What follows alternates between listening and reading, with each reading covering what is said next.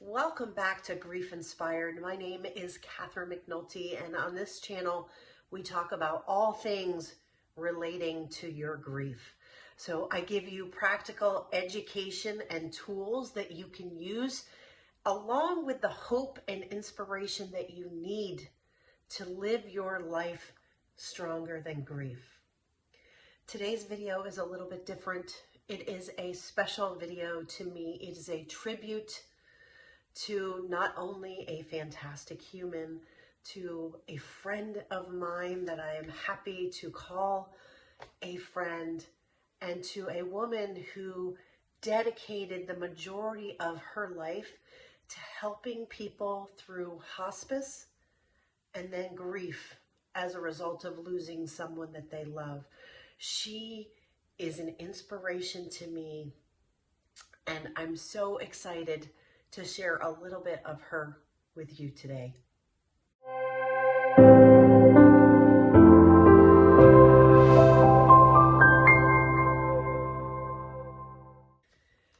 So this is my friend, Liz Sampair.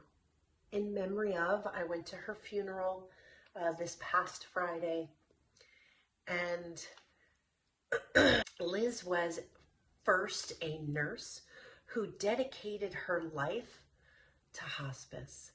She has a long list of accomplishments here in the San Diego area and beyond. She dedicated her life to not only adults who are going through hospice and their families, but also children. And it takes a special kind of person to sit with people in their pain and help them through it and help them transition on. What's so unique is that there are times when I feel like God puts people in our path, and God put Liz in my path, and this bubbly little tiny woman with fiery red hair and bright colored clothing comes into where we were sitting and sits down right next to me. And I was so blessed. And we just started talking about why we were there, and I shared with her my interest in grief and helping people through it. And she and I both shared a message of hope after loss, that you can survive loss, that you can survive grief, that you can get through it, that the process of dying can be one of dignity, that can be preparative. So anyways, we had a lot in common. Turns out she was one of the speakers. So that was also awesome because I realized how much I had to learn from her. And she really, for me, her message was one of hope and light and inspiration. And in the field of grief and death and dying, it really can be a rare thing to find. And so her light just was remarkable. And I felt so validated by her because we shared a similar message.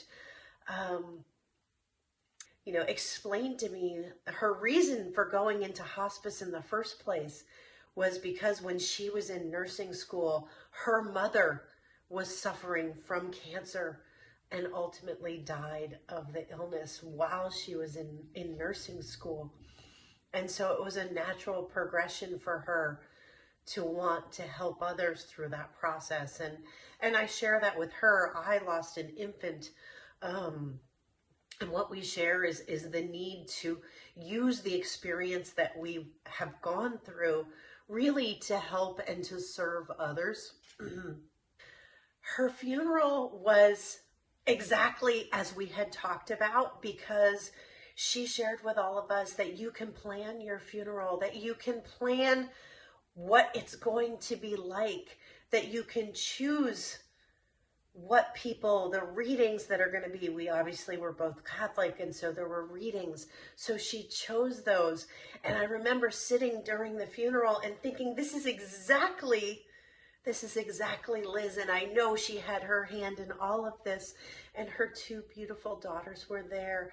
And I honestly was the only one wearing black because I hadn't got the memo that you weren't supposed to wear black to the funeral.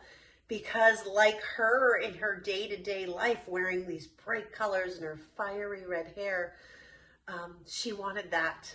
She wanted that at her funeral too. And it was full of lightness and hope and people smiling and sharing. And what I'm most touched by is by the readings that she chose are so powerful. And so I want to share the reading that she chose with all of you, because it is a reading of hope. It's a hope in the faith of what we as Catholics believe will come. And so this is 1 Thessalonians chapter 4, verses 13 to 18. And again, this is speaking to the Catholic belief and the Christian belief in hope of what is to come at the resurrection. We do not wish you to be uncertain, brethren, about those who have fallen asleep. You should not grieve, as do those who have no hope. For we believe that Jesus died and rose again, and so too do we believe that God will bring forth with Jesus those who have fallen asleep in him. Indeed, we can assure you on the word of the Lord himself that we who are still alive at the coming of the Lord will not have any advantage over those who have fallen asleep. When the command is given at the sound of the archangel's voice and the call of God's trumpet, the Lord himself will descend from heaven, and those who have died in Christ will be the first to rise. Then those of us who are still alive and are left will be caught up together with them in clouds, in the air, to meet the Lord. And so we will be with the Lord forever. Therefore, comfort one another with these words. If you believe what is written in the Bible, like Liz did, there are tears for us now, but we will be together with the people that we've lost later. And there will be a time when we will see our loved ones again. And that is the hope and the belief that Liz and I shared. And it's what she brought to every interaction with everyone who crossed her path. And that's who she was, a woman of light, of hope, of inspiration. And I am so honored and privileged to have known her, to have her to pray to as I continue on my own journey to help others through grief on the days when it gets hard, because it's not always easy. And I know that she will be there for her daughters and her family and all those who grieve her. Because the thing about hope and the message that I share on this channel